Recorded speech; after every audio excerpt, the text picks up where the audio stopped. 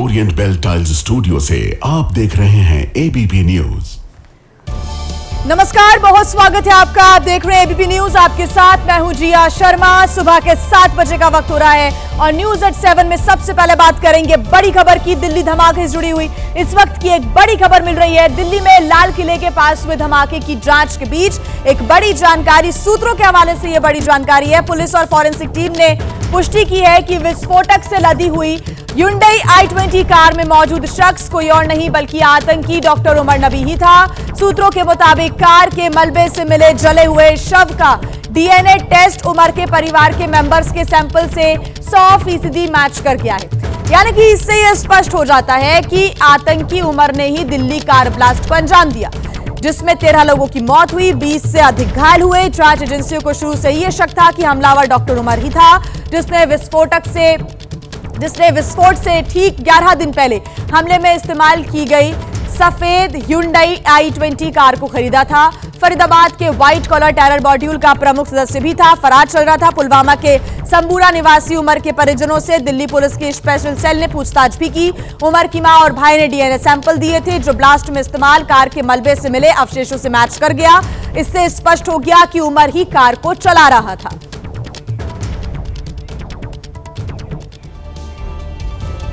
तो देखिए, सूत्रों के मुताबिक i20 कार चलाने वाला शख्स कोई और नहीं बल्कि डॉक्टर उमर नबी ही था। इस बात का खुलासा डीएनए जांच से आई रिपोर्ट के द्वारा हो चुका है। जांच एजेंसियों ने डॉक्टर उमर की मां के डीएनए सैंपल लिए थे और i20 कार से मिली हड्डियों और दांतों के डीएनए सैंपल से इसको मैच करवाया गया। और पुलिस सूत्रों की माने तो डॉक्टर उमर की मां के डीएनए सैंपल और कार से मिले डीएनए सैंपल मैच कर गए हैं, जिससे यह साफ हो गया कि कार को उमर ही चला रहा था। और ज्यादा जानकारी के साथ हमारे संवाददाता सुशील हमारे साथ जुड़े हुए हैं। सुशील, अब इस बात की पुष्टि हो गई है कि कार को उमर ही चला रहा था। एक ये बड़ा डेवलपमेंट है, क्योंकि लगातार उमर नबी के जो कनेक्शंस हैं उसको भी अब खंगाला जा रहा है। इसमें एक बड़ी सहायता कहीं ना कहीं एनआईए और पुलिस की टीम्स को मिलेगी, क्योंकि जो तार है वो सीधे जम्मू कश्मीर से भी जुड़े हुए हैं। तो वहां पर भी क्योंकि गिरफ्तारी, हिरासत में लेने का सिलसिला चल रहा है। जी देखिए, इसमें कोई दो राय नहीं है कि अभी तक जो उमर की तलाश थी, क्योंकि गाड़ी में जो फिलहाल शख्स देखा जा रहा है वो इस बात की तस्दीक करता है कि वो गाड़ी चलाने वाला शख्स कोई और नहीं उमर ही है।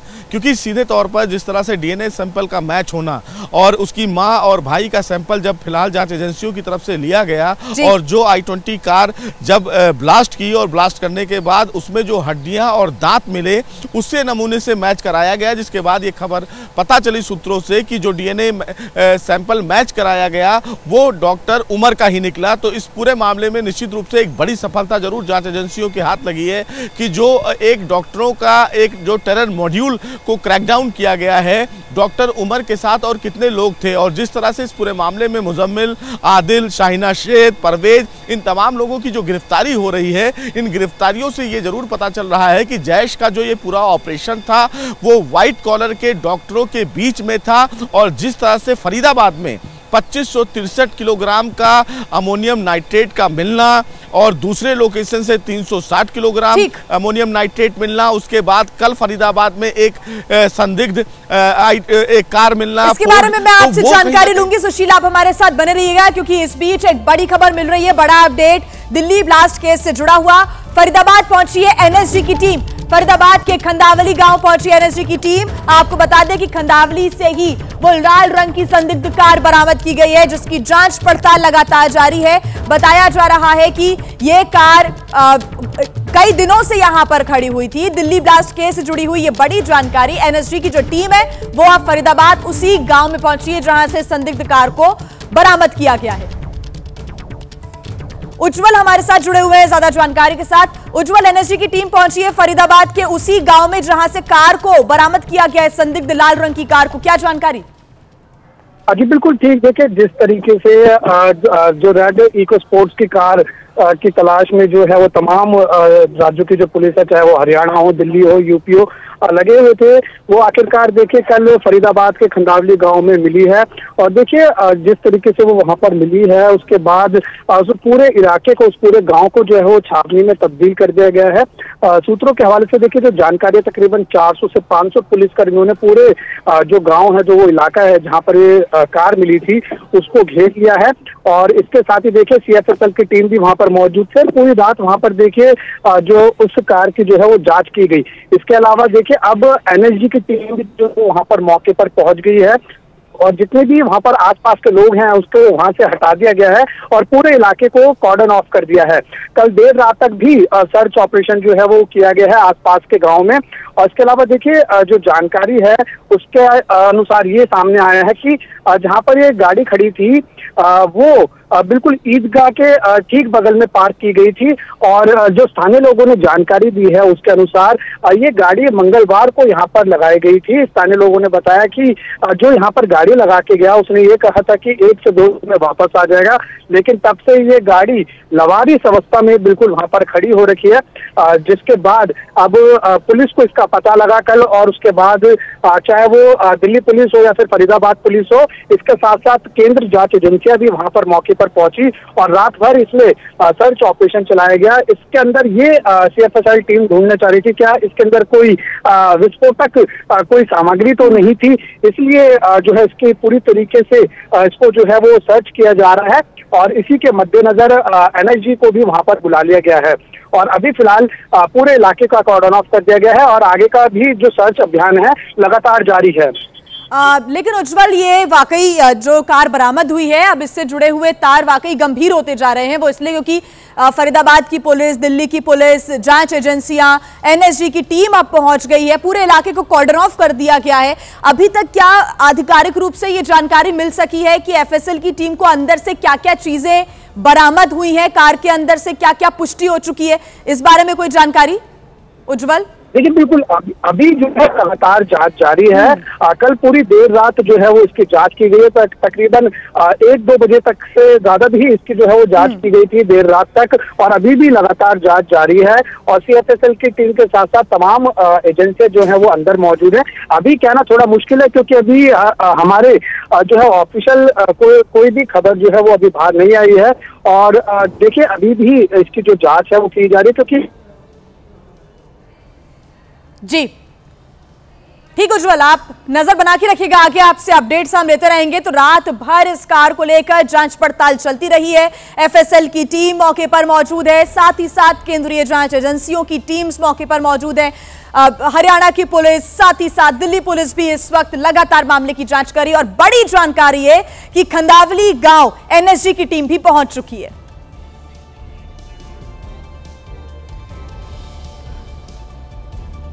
और इस बीच एक और बड़ी खबर आपको बता दें, दिल्ली कार ब्लास्ट के मामले में संदिग्ध लाल रंग की इको स्पोर्ट्स फोर्ड कार को फरीदाबाद पुलिस ने खंडावली गांव से बरामद किया है और जांच एजेंसियों ने वहां से एक शख्स को भी हिरासत में लिया। आपको बता दें कि ये वही कार है जिसकी पुलिस लगातार तलाश कर रही थी। ये कार उमर के ही नाम पर रजिस्टर्ड है। उमर वही शख्स है जो दिल्ली ब्लास्ट में इस्तेमाल हुई I-20 कार को चला रहा था। सूत्रों की माने तो NIA की टीम फरीदाबाद की अल फलाह यूनिवर्सिटी भी पहुंची थी, जहां पर आतंकी उमर के करीबियों और अल फलाह यूनिवर्सिटी के अन्य स्टाफ जो कि डॉक्टर उमर को जानते थे, उन सभी से पूछताछ की गई। पूछताछ के दौरान जांच एजेंसियां डॉक्टर उमर के बेहद करीबी एक ऐसे शख्स तक पहुंची जो कि बताया जा रहा है डॉक्टर उमर का ड्राइवर भी है और उसका बेहद करीबी माना जाता है।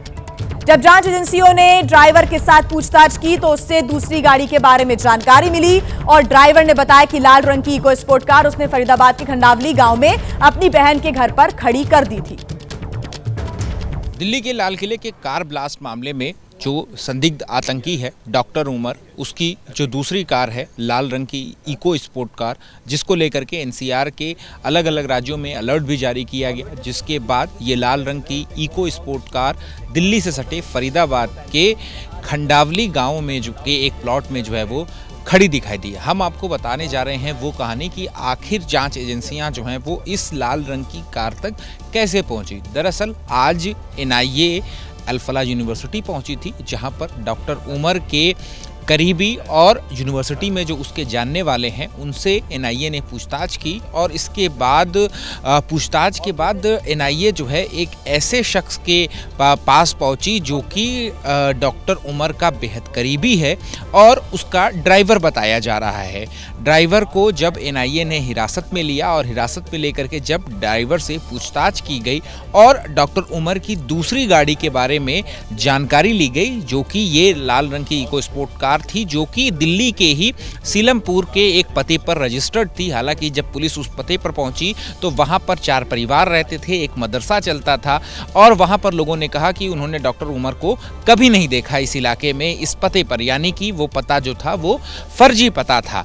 इसके बाद इस ड्राइवर को जब एनआईए ने हिरासत में लेकर के जो है पूछताछ की तो ड्राइवर की निशानदेही पर फरीदाबाद के खंडावली गांव के एक प्लॉट में ये लाल रंग की इको स्पोर्ट कार जो है वो पाई गई और इस वक्त हम जो तस्वीरें दिखा रहे हैं वो उसी खंडावली गांव की है। और चूंकि आपको बता दें कि जांच एजेंसियों को ये शक था कि इस गाड़ी के अंदर कुछ संदिग्ध वस्तुएं हो सकती हैं, इस वजह से जांच एजेंसियों ने और इसके अलावा NSG bomb disposal squad CFSL को जो है वो मौके पर जो है वो बुलाया गया और ताकि शक था कि इसमें कुछ जो है कुछ संदिग्ध मटेरियल जो है वो हो सकता है। और ज्यादा जानकारी के साथ लगातार हमारे संवाददाता दिल्ली के लाल किला से सुशील पांडे हमारे साथ जुड़े हुए हैं। सुशील, देखिए लगातार 2 राज्यों की पुलिस उसी कार की तलाशी कर रही है जो कि खंडावली से बरामद हुई है, लाल रंग की कार जो कि उमर के नाम पर ही रजिस्टर्ड है। दूसरी तरफ अब सुबह सुबह एनएसजी की टीम भी मौके पर पहुंच चुकी है, पूरे एरिया को कॉर्डन ऑफ कर दिया गया है। यह माना जा सकता है कि जो तलाश लगातार की जा रही है रात भर से इस गाड़ी को लेकर, इसमें कुछ अहम खुलासे, अहम सबूत कहीं ना कहीं जरूर मिल रहे हैं। सूत्रों के हवाले से तो अभी तक यही अंदेशा लगाया जा रहा है। सुशील जी, देखिए जिस तरह से इको स्पोर्ट कार जो फिलहाल खंडावली फरीदाबाद में मिली है, निश्चित रूप से एनएसजी की टीमें लगातार वहां पर मोर्चा संभाली हुई है और न केवल एनएसजी की टीम है बल्कि एफएसएल जो टीम है, फरीदाबाद की क्राइम ब्रांच की टीम है, दिल्ली पुलिस स्पेशल सेल की जो टीमें हैं वो मौके पे पहुंची है। सबसे बड़ी बात है कि एनआईए की टीम इस पूरे मामले में जो फिलहाल फॉरेंसिक जांच कर रही है वो ये पता लगाने की कोशिश कर रही है कि जो इको स्पोर्ट कार वहां पर पार्क है क्या उसमें कोई संदिग्ध वस्तु तो नहीं है, क्योंकि लगातार जिस तरह से 2563 किलोग्राम अमोनियम नाइट्रेट फरीदाबाद में जो मिला है उसके बाद से लगातार जांच एजेंसियां ये खोज रही हैं कि क्या संदिग्ध विस्फोटक और भी तो जगह प्लांट नहीं किए गए, क्या उनकी मात्रा जितनी रिकवर हुई है उतनी है या उससे ज्यादा भी है। इसी पहलू पर फिलहाल उस गाड़ी की जांच की जा रही है और जो गाड़ी मिली है वो डॉक्टर उमर के नाम रजिस्टर्ड है। इससे इस शक को और बढ़ता है कि इस पूरे मामले में क्या कोई संदिग्ध वस्तु तो नहीं है। और जिस तरह से जांच एजेंसी इस पूरे मामले में जांच को लेकर आगे बढ़ रही है, कहीं ना कहीं उस सबूत की तलाश में भी इस गाड़ी का बेहद अहम रोल होगा जो उमर ने वहां पर पार्क की थी। और सबसे बड़ी बात यह भी होगी कि एनआईए स्थानीय लोगों से पूछताछ करेगी, क्योंकि जो गाड़ी का रजिस्टर्ड नंबर है और जो एड्रेस है वो सीलमपुर का था, लेकिन सीलमपुर के एड्रेस को फेक बताया जा रहा है, फर्जी बताया जा रहा है। तो निश्चित रूप से इस पूरे मामले में जांच को लेकर अब दायरा और बढ़ गया है। गाड़ी का मिलना और उनके साथ जो संदिग्धों से पूछताछ हो रही है उससे जिस तरह से खुलासे हो रहे हैं उसमें ये चीजें तो साफ है कि ये जो तमाम व्हाइट कॉलर डॉक्टर्स की एक बड़ी सिंडिकेट थी, जो एक बड़ा टनल मॉड्यूल था, वो एक बड़ा ऑपरेशन करने के प्लान में था, लेकिन सुरक्षा एजेंसियों ने समय रहते उसको क्रैकडाउन किया और जब सुरक्षा एजेंसियों ने एक बड़ी बरामदगी की तो डॉक्टर उमर जो है वो होपलेस हुआ और उसने एक्सीडेंटल अटैक इस तरह से किया। अब जब इस पूरे मामले में केंद्र सरकार आप सही कह रहे हैं, जांच का दायरा लगातार बढ़ता जा रहा है और धीरे धीरे कर जो सबूत है वो भी मिलते जा रहे हैं। इस वक्त खंडावली गांव में मौजूद है एनएसजी की भी टीम, एफएसएल की टीम, एनआईए की टीम लगातार मामले की जांच करी है। सवाल यही है कि कार के अंदर से क्या सबूत बरामद होते हैं। इस बीच एक और बड़ी खबर, दिल्ली बम धमाके में अब तक का सबसे नया जो वीडियो है वो सामने आया है। इस वीडियो को देखने के बाद हर किसी की चीख निकल गई है। तस्वीरें आप देख रहे हैं, शाम 6:52 का ये वीडियो जिस वक्त धमाका हुआ था। इस वीडियो में लाल किले के आसपास चारों तरफ गाड़ियां ही गाड़ियां आपको नजर आएंगी। जाम होने की वजह से गाड़ियां धीरे धीरे कर आगे बढ़ रही हैं और उसी बीच वो i20 कार भी नजर आती है। ये आप रेड सर्कल के बीच में I-20 कार को देख रहे हैं। गाड़ियों के साथ धीरे धीरे ये आगे बढ़ रही है और आगे I-20 के कई ऑटो रिक्शा नजर आ रहे हैं, साइकिल रिक्शा नजर आ रहे हैं। आपको बता दें कि I-20 के ठीक बगल में कुछ ई रिक्शा मौजूद है, बड़ी संख्या में लोग भी बैठे हुए हैं। इस I-20 कार में अचानक से जोरदार धमाका होता है और कार आग के गोले में तब्दील हो गई। धमाका इतना भीषण था कि रेड लाइट पर लगे हुए जो कैमरे हैं वो भी टूट गए। धमाका होते ही कंट्रोल रूम के सारे कैमरे बंद हो गए थे। आसपास की जो गाड़ियां हैं उसके परखच्चे उड़ते हुए नजर आए। और सुशील हमारे साथ लगातार जुड़े हुए हैं। सुशील, आप कुछ देर पहले ये बात लगातार बता रहे थे कि एक पैनिक अटैक हो सकता है, बीच में ही इस गाड़ी से अचानक से धमाका हो जाता है, लेकिन प्लानिंग बहुत बड़ी थी और डॉक्टर्स के द्वारा ये जो नापाक ऑपरेशन है उसको अंजाम दिया जाना था। लेकिन यहां पर उमर की तरफ से या तो विस्फोटक को हैंडल नहीं वो कर पाया या तो किसी डर के कारण उसने बीच में ही इस विस्फोटक को, इस धमाके को अंजाम दे दिया। सुशील जी देखिए, सीधे तौर पर जिस तरह से गिरफ्तारियां जब इस पूरे मामले में थी, जिस दिन ये विस्फोटक बरामद हुआ उस दिन हम खुद फरीदाबाद में हम लोग मौजूद थे, बीपी की टीम मौजूद थी और जहां पर ये विस्फोटक रखा गया था, जी हाँ, वो कमरा एकदम ऐसी जगह पर लोकेट था जहां पर चारों तरफ केवल खेत ही खेत नजर आ रहा था। यानी कि जो उमर था और जो मौलाना था, मौलाना इश्तियाक, जिसके किराए के कमरे में ये विस्फोटक मिले थे, वो विस्फोटक फिलहाल जहां तक जानकारी है उसने इश्तियाक को यह बताया कि ये कुछ खाद है जो हम रख रहे हैं, लेकिन उसकी संख्या 50 से 60 थी। इश्तियाक जो है वही शख्स है जो फिलहाल उमर से मिलता था और जिस मस्जिद में, यानी कि फतेहपुर तेगा जो गांव है, उसी मस्जिद में जो मुजम्मिल है वो नमाज भी पढ़ने जाता था। तो जो ये पूरा सिंडिकेट है, उस सिंडिकेट में जो फरीदाबाद है वो एक बड़ा हॉटस्पॉट बनकर निकला, क्योंकि फरीदाबाद में ही ये तमाम जो डॉक्टर्स थे वो अपनी प्लानिंग कर रहे थे और फरीदाबाद के ही दूसरे लोकेशन, यानी कि धौज का जो लोकेशन है, जब वहां पर पुलिस की टीम और जम्मू कश्मीर टीम ने, फरीदाबाद की जो क्राइम ब्रांच टीम ने दबिश दी, तो वहां पर चौंकाने वाले खुलासे हुए। सबसे पहले वहां पर 15 बड़े जो बैग हैं वो बरामद किए गए, जिसमें संदिग्ध रूप से अमोनियम नाइट्रेट पाया गया।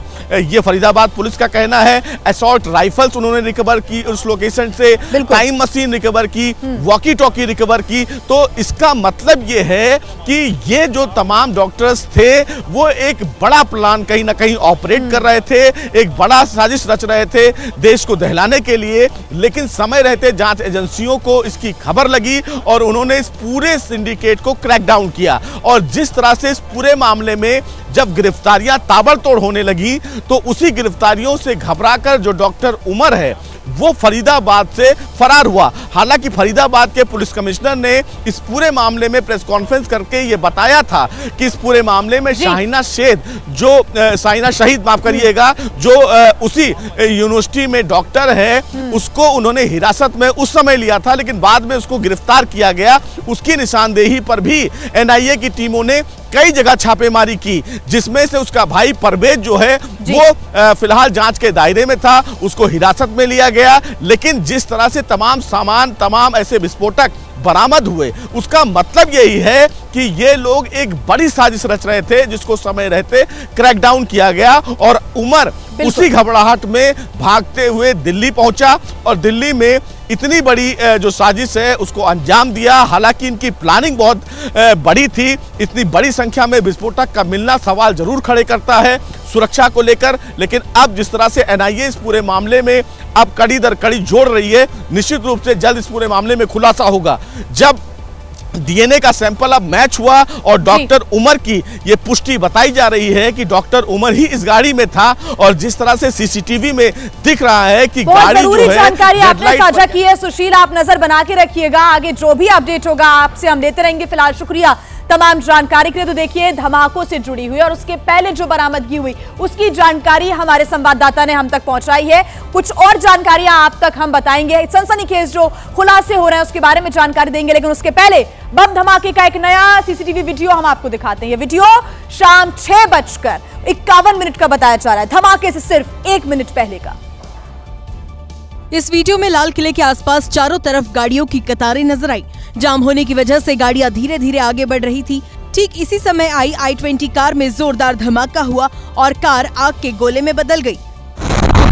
धमाका इतना भीषण था कि रेड लाइट पर लगे कैमरे भी टूट गए, क्योंकि धमाका होते ही कंट्रोल रूम के सारे कैमरे बंद हो गए। इससे पहले एक और वीडियो सामने आया जो 29 अक्टूबर का है। ये वीडियो फरीदाबाद में पोल्यूशन चेक कराने से ठीक पहले का बताया गया। इस गाड़ी में 3 लोग सवार थे। उनमें से पोल्यूशन चेक करवाने के लिए उमर और तारिक खुद गए थे। जांच एजेंसियां इस वीडियो के आधार पर छानबीन में जुट गई। तो देखिए, दिल्ली ब्लास्ट की जांच के दौरान पुलिस को उस कार का रूट मैप भी मिल गया है जिसमें धमाका हुआ था। धमाके से पहले ये कार 11 घंटे तक राजधानी दिल्ली की सड़कों पर चक्कर लगाती रही। उसके कुछ वीडियोस भी सामने आए। ये कार फरीदाबाद से लाल किले की तरफ निकली और दिल्ली के अलग अलग रास्तों से होकर गुजरी। राजधानी में कई जगहों पर सीसीटीवी में ये कार दिखाई दी। ये कार कल सुबह 7:30 बजे सबसे पहले फरीदाबाद के एशियन अस्पताल के बाहर दिखी।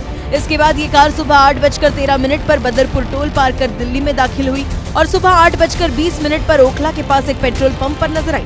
कई जगहों से गुजरने के बाद ये कार दोपहर 3:19 पर लाल किले के पास बनी पार्किंग में दाखिल हुई। करीब 3 घंटे बाद शाम 6:22 पर ये कार पार्किंग से बाहर निकली और लाल किले की तरफ बढ़ी और 30 मिनट बाद यानी शाम 6:52 पर इसी कार में जोरदार धमाका हुआ।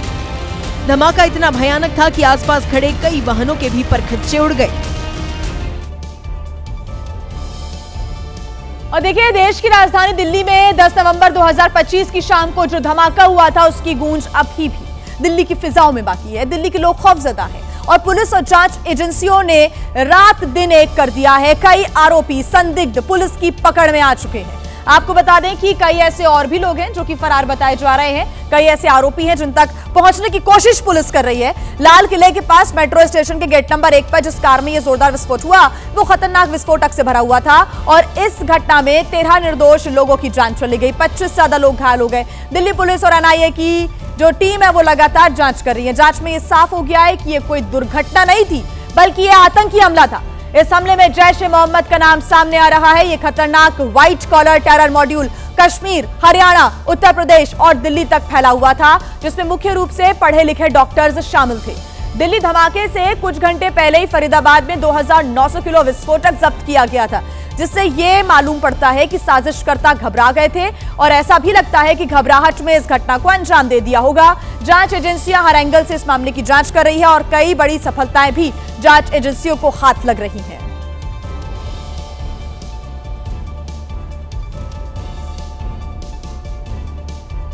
बड़ी खबर आपको बता दें, दिल्ली धमाके से जुड़ी हुई डॉक्टर शाहीन का कानपुर कनेक्शन सामने आया है। डॉक्टर शाहीन की कुछ तस्वीरें भी अब वायरल हो रही है। आपको बता दें कि डॉक्टर शाहीन को गिरफ्तार कर लगातार पूछताछ की जा रही है और अब कुछ जो तस्वीरें डॉक्टर शाहीन की सोशल मीडिया पर वायरल हुई है उसमें यह दावा किया जा रहा है कि शाहू जी महाराज कानपुर विश्वविद्यालय से पढ़ाई डॉक्टर शाहीन ने की है। यह दावा किया गया है। सोशल मीडिया पर डॉक्टर शाहीन की तस्वीरें वायरल हुई हैं। आपको बताएं, डॉक्टर शाहीन का कानपुर कनेक्शन ये सामने आया है। नए खुलासे दिल्ली धमाके को लेकर हुए हैं।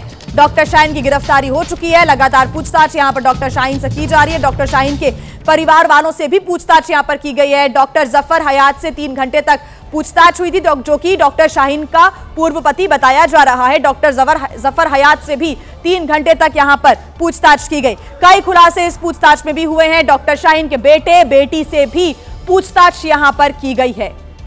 तो नए खुलासे यहां पर हुए हैं। कानपुर कनेक्शन डॉक्टर शाहीन का निकलकर सामने आ रहा है। शाहू जी महाराज कानपुर विश्वविद्यालय से पढ़ाई करने का दावा यहां पर किया जा रहा है। एक सर्टिफिकेट भी यहां पर सामने आया है जिसमें यह दावा किया जा रहा है कि जो पढ़ाई है वो डॉक्टर शाहीन ने शाहू जी महाराज कानपुर विश्वविद्यालय से की।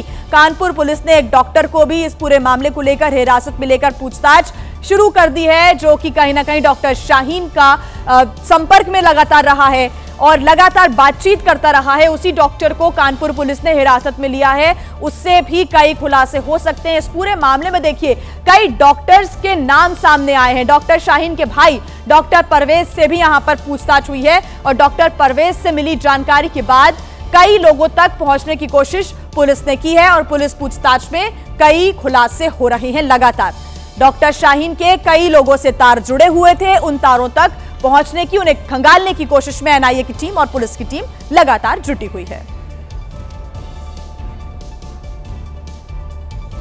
तो देखिए AK-47 के साथ फरीदाबाद से गिरफ्तार डॉक्टर शाहीन को लेकर अब जो खुलासे लगातार हो रहे हैं। शाहीन के पूर्व पति डॉक्टर हयात ने शाहीन के साथ हुए अपने तलाक को लेकर बड़ी बातें कही है।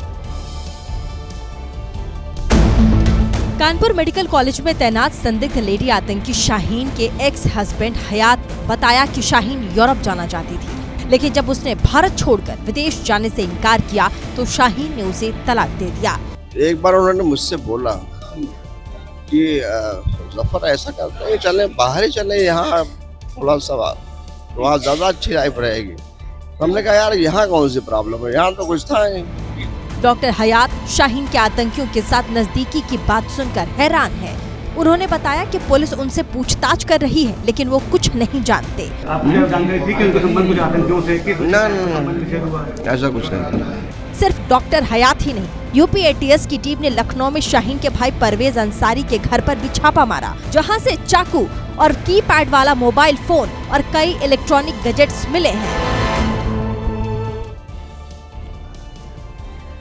और एक बड़ा अपडेट मिल रहा है, दिल्ली ब्लास्ट पर अमेरिकी विदेश मंत्री ने बयान दिया है और विदेश मंत्री मार्को रूबियो ने कहा है कि दिल्ली में स्पष्ट रूप से ये एक आतंकवादी हमला था और भारतीय एजेंसियां शानदार काम कर रही हैं। मार्को रूबियो ने कहा कि बेहद पेशेवर ढंग से यहां पर जांच पड़ताल को आगे बढ़ाया जा रहा है, अमेरिकी मदद की जरूरत नहीं है। अमेरिका के विदेश मंत्री मार्को रूबियो ने इन बातों का जिक्र किया है और ये कहा है कि दिल्ली में स्पष्ट रूप से यह आतंकवादी हमला हुआ और भारतीय एजेंसियां इस पूरे मामले की जांच को लेकर शानदार काम कर रही हैं। बेहद पेशेवर ढंग से जो जांच है वो आगे बढ़ाई जा रही है।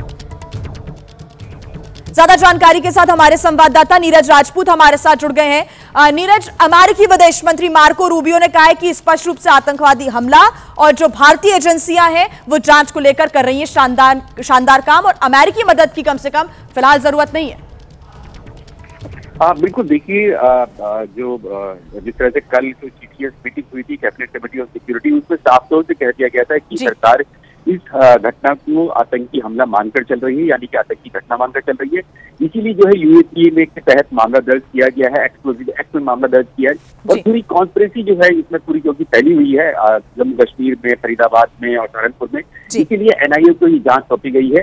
तो ये अब अमेरिका की तरफ से कहा गया है कि ये जो पूरी तरह से आतंकी घटना है, तो इसमें भारत की तरफ से भी साफ कर दिया गया है क्योंकि भारत की जो एजेंसीज है वो पूरी तरह से सक्षम है और वो पूरी इन्वेस्टिगेशन कर सकती हैं। उन्होंने पहले भी कहा है, पुलवामा हमले की घटना के हमने देखा था, जो पहलगाम हमला हुआ था उसकी पूरी कॉन्स्पिरेसी अनर्थ की भी खुद NIA ने ही की थी और जो जम्मू कश्मीर पुलिस है और दूसरी एजेंसीज जो है सेंट्रल एजेंसीज उन्होंने की थी।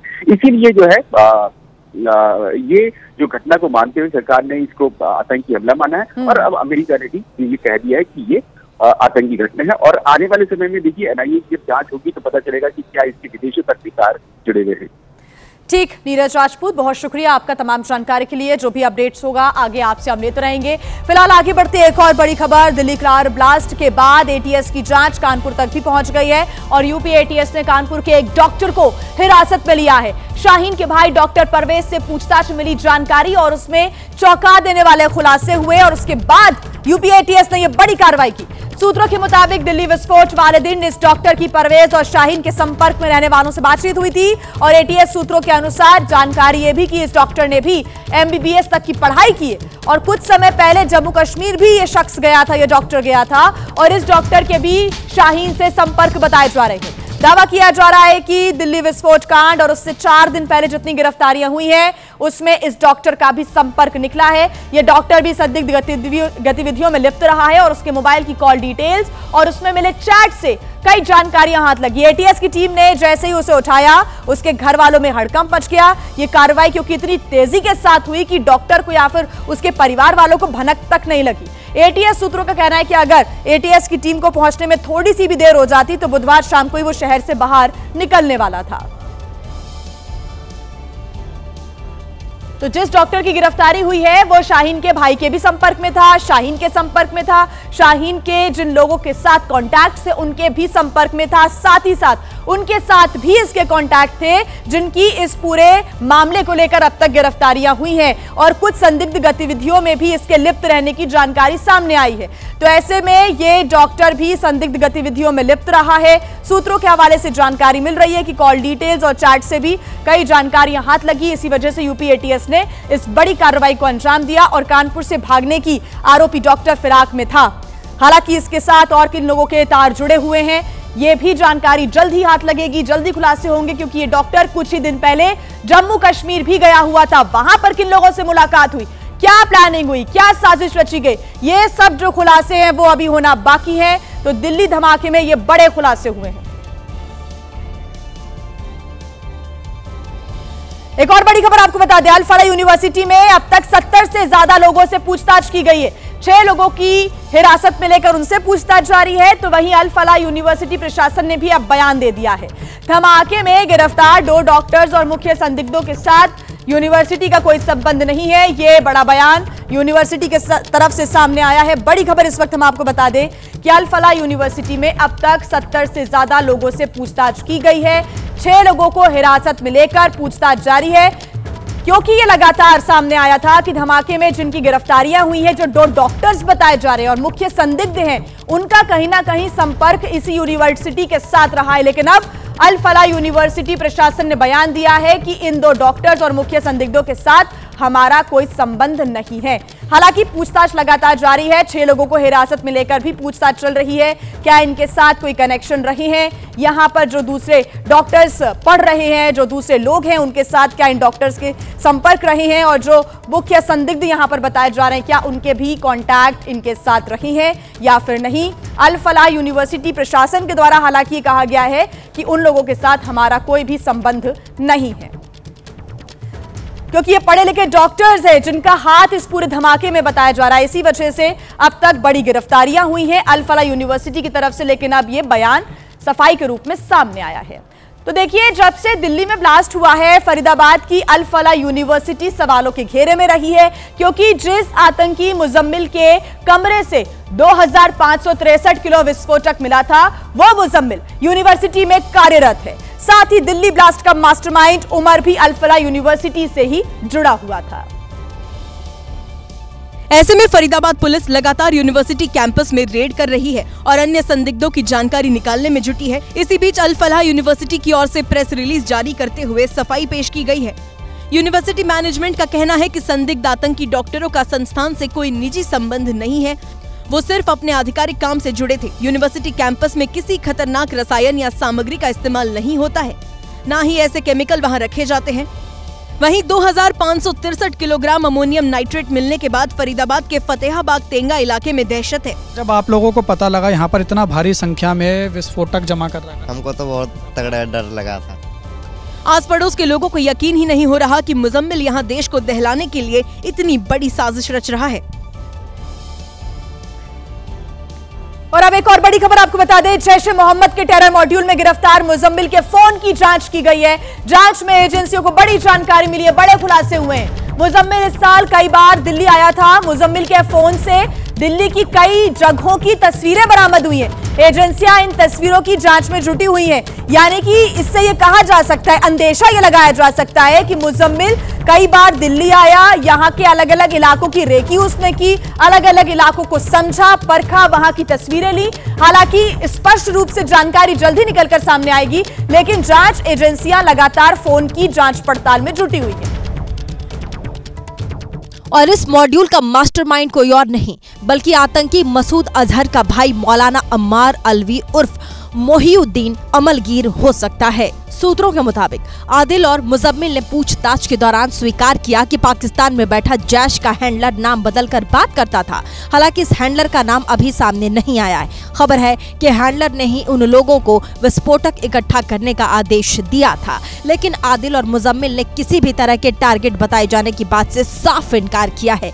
खुफिया जानकारी के मुताबिक साल 2016 से जैश ए मोहम्मद के फिदायनी मॉड्यूल का प्रमुख मसूद अजहर का भाई मौलाना अम्मार अलवी है, जो कि भारत में घुसपैठ के बाद अमोनियम नाइट्रेट के आईईडी बनाने की ट्रेनिंग देता था, लेकिन ऑपरेशन सिंदूर के बाद उसने प्लान में तब्दीली की और ऐसे लोगों को चुना जो कि भारतीय हैं, ताकि पाकिस्तान की क्रेडिबिलिटी बनी रहे।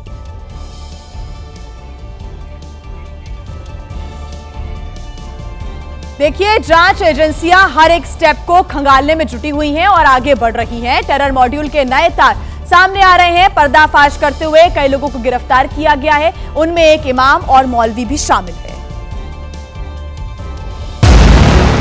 धमाके के बाद जम्मू कश्मीर पुलिस ने 7 लोगों को गिरफ्तार किया, जिनमें शोपियां के रहने वाले इमाम इरफान अहमद भी हैं। आरोप है कि इरफान ने भी डॉक्टरों को कट्टरपंथी बनाने में अहम भूमिका निभाई थी, लेकिन उनके परिवार ने आरोपों को सिरे से खारिज कर दिया है। हमने कल न्यूज सुनी है कि उसको रेड फोर्ट वहाँ पे ब्लास्ट हुआ, उस इल्जाम में उसको गिरफ्तार किया गया है, लेकिन उसको 18 तारीख को गिरफ्तार किया गया है। जम्मू कश्मीर पुलिस ने हरियाणा के मेवात से भी एक मौलवी को हिरासत में लिया। मौलवी इश्तियाक को श्रीनगर लाया गया। वो फरीदाबाद में अल फलाह विश्वविद्यालय परिसर में एक किराए के मकान में रह रहा था। दावा है कि पुलिस ने उसके घर से ही 2500 किलोग्राम से ज्यादा अमोनियम नाइट्रेट, पोटेशियम क्लोरेट और सल्फर बरामद किया था। अब देखिए, मामले में जांच के बीच आरोपी मुजम्मिल को लेकर पुख्ता जानकारियां लगातार सामने आ रही हैं। आपको बता दें, इसको जानकर यह आसानी से समझा जा सकता है कि मुजम्मिल और उसके साथियों की जो प्लानिंग है वो काफी बड़ी थी और कुछ बहुत बड़ा ये सभी मिलकर प्लान कर रहे थे। दिल्ली ब्लास्ट मामले में गिरफ्तार मुजम्मिल के फोन की जांच के दौरान कई अहम खुलासे हुए, जिनके मुताबिक मुजम्मिल के फोन से दिल्ली की कुछ जगहों की तस्वीरें मिली। जांच एजेंसियों को पता चला कि मुजम्मिल इस साल कई बार दिल्ली आया था, जिससे ये अंदाजा लगाया जा रहा है कि उसका दिल्ली आना उसकी प्लानिंग का ही हिस्सा था। अब जांच एजेंसियां ये पता लगाने में जुट गई हैं कि वो दिल्ली में किन लोगों से मिला और क्या वो अकेला ही दिल्ली आया था या फिर उसके साथ कोई और भी था। फिलहाल मुजम्मिल पुलिस की गिरफ्त में है और उससे पूछताछ जारी है। अब देखिए, दिल्ली ब्लास्ट के बाद कश्मीर में सुरक्षा एजेंसियां अलर्ट हो गई हैं। दुकानों और अन्य स्थानों में यहां पर चेकिंग अभियान भी चलाया जा रहा है। आतंकी मॉड्यूल की हर एक कड़ी की पुख्ता जांच हो रही है। जो जानकारी मिली है उसके मुताबिक शोपियां में जमाते इस्लामी के 200 से ज्यादा ठिकानों पर छापा मारा गया है। करीब 1000 से ज्यादा संदिग्ध लोगों को पूछताछ के लिए हिरासत में लिया गया। इनमें से सबसे ज्यादा लोग दक्षिण कश्मीर के पुलवामा, शोपियां, अनंतनाग, पहलगाम जैसे इलाकों के रहने वाले हैं। नादिगाम में जहां डॉक्टर हमीद फयाज के घर पर छापेमारी हुई, तो वहीं चित्रगाम में मोहम्मद यूसुफ फलाही के घर पर छापा मारा गया। ये दोनों ही जमाते इस्लामी संगठन के नेता हैं। सुरक्षा एजेंसियों ने कल डॉक्टर तजामुल मलिक को भी हिरासत में ले लिया था, जिसके बाद पिता का दावा है कि उन्हें फिलहाल छोड़ दिया गया है। तो देखिए, कई लोगों को इस वक्त हिरासत में लेकर उनसे पूछताछ लगातार की जा रही है। कई संदिग्धों के नाम सामने आ रहे हैं, लेकिन यहां पर पूरे देश भर में इस वक्त छापामार कार्रवाई चल रही है। नई तस्वीर आपको हम दिखा देते हैं। धमाके से जुड़ी हुई ये नई तस्वीर सामने आई है। उमर की ये तस्वीर आप देख रहे हैं। उमर नबी जो कि i20 कार को चला रहा था, डीएनए सैंपल इसका उसके परिवार वालों के साथ मैच भी हो गया, यानी कि इसकी जो पुष्टि है वो हो चुकी है कि यही उमर जो कि कार को चला रहा था, इसी कार से धमाका हुआ था, उसकी ये नई तस्वीर सामने आई है। आतंकी डॉक्टर उमर नबी की ये तस्वीरें आप देख रहे हैं एबीपी न्यूज पर। एक्सक्लूसिव तस्वीरें आतंकी उमर की ये नई तस्वीर सामने आई है। इसके पहले कुछ तस्वीरें सामने आई थी जिसमें वो कार को ड्राइव करते हुए नजर आ रहा था, और अब ये एक और तस्वीर आप देख रहे हैं। आतंकी उमर की नई तस्वीर सामने आई है जो कि लगातार फरार चल रहा था, कई संदिग्ध गतिविधियों में ये लिप्त रहा था, और साथ ही i20 कार ये ड्राइव कर रहा था जिसमें विस्फोटक भरे हुए थे, और दिल्ली के लाल किला के पास विस्फोट होता है जिसमें कई लोग घायल हो गए, 13 लोगों की मौत हो गई। आतंकी उमर की अब ये नई तस्वीर जो है वो सामने आ गई है। ये तस्वीरें दिल्ली के तुर्कमान गेट के पास की बताई जा रही है। ये तस्वीर आप देख रहे हैं, आतंकी उमर की ये नई तस्वीर सामने आई है। 10 नवंबर 6 बजकर शाम को 51 पर वो तस्वीरें सामने आती है जब ये i20 कार के अंदर सवार है और 6:52 पर धमाका हो जाता है,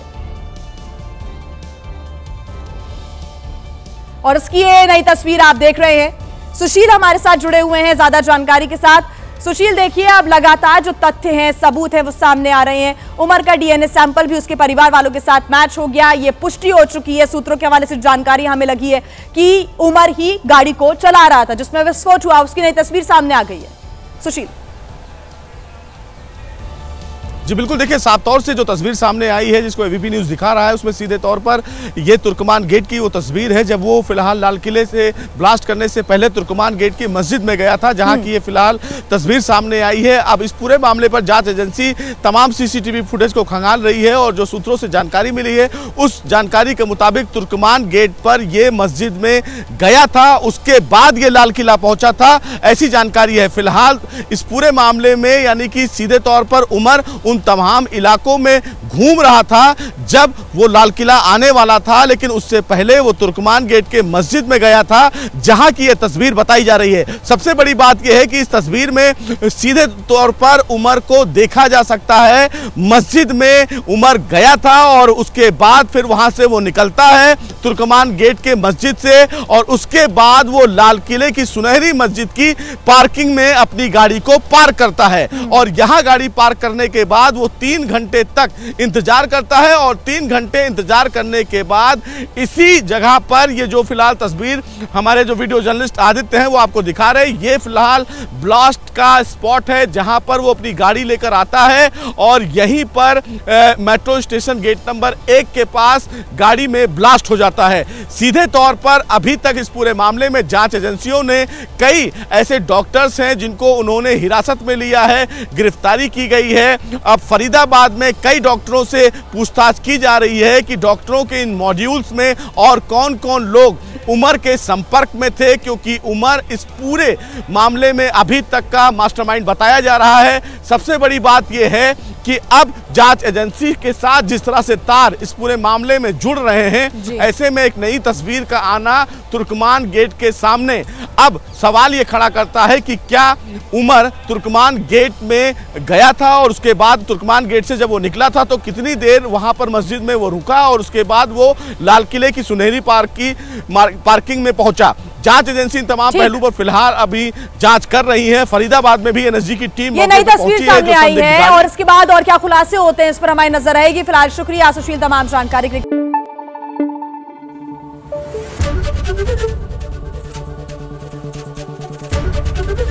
एबीपी न्यूज आपको रखे आगे।